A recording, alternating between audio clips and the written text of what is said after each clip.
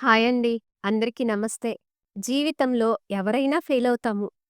కానీ ఆ ఫెయిల్యూర్‌ను ఎలా తీసుకుంటాము అన్న దానిపైనే మన ఫ్యూచరంతా ఆధారపడి ఉంటుంది. ఈరోజు మనం తెలుసుకోబోయే 3 విషయాలు మన జీవితాన్నే మార్చేస్తాయి. జీవితంలో ఫెయిల్యూర్ తర్వాత తప్పకుండా గుర్తుపెట్టుకోవాల్సిన 3 విషయాలు. నంబర్ 1, ఫెయిల్యూర్ బాధను స్వీకరించండి. ఫెయిలవ్వడం అనేది చాలామందికి చెడుగా అనిపిస్తుంది. కానీ నిజంగా అది చెడ్డ కాదు. ఎందుకంటే మనం ఎక్కడ తప్పు చేశామో తెలుసుకునే ఛాన్సు ఫెయిల్యూర్ వల్ల మాత్రమే వస్తుంది. బాధనేది సహజమే. ఉదాహరణకు మనం ఒక ఎగ్జామ్ రాశామనుకుందాం. ఫెయిలయ్యాం. మొదట మనసు బాధపడుతుంది. మనుషులం కదా! సహజమే. కానీ ఆ బాధను ఒప్పుకోవడం చాలా ముఖ్యం. బాధను ఖచ్చితంగా ఫీలవ్వండి. అదే మీ విజయానికి మొదటి అడుగు. నంబర్ 2, ఆ ఫెయిల్యూర్ నుంచి నేర్చుకోండి. ఇప్పుడు మనం బాధను అంగీకరించాం కాబట్టి మన మైండు క్లియర్‌గా ఆలోచించగలదు. మీకు మీరే ప్రశ్నించుకోండి. నేను ఎక్కడ తప్పుడు నిర్ణయం తీసుకున్నాను? ఇది మళ్ళీ జరగకుండా ఏం నేర్చుకోవాలి? ఏ దశలో ఎక్కువ జాగ్రత్తగా ఉండాల్సింది? అని మీకు మీరే ప్రశ్నలు వేసుకోండి. ఉదాహరణకు ఒక వ్యాపారం ప్రారంభించాం అనుకుందాం.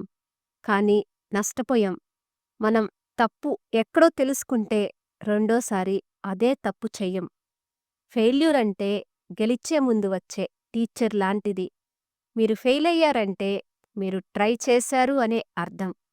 మీకు అర్హత ఉంది అనేది స్పష్టంగా తెలుస్తుంది. నంబర్ 3, ఫెయిల్యూర్ బాధను మనసులో ఎక్కువ కాలం ఉంచకండి.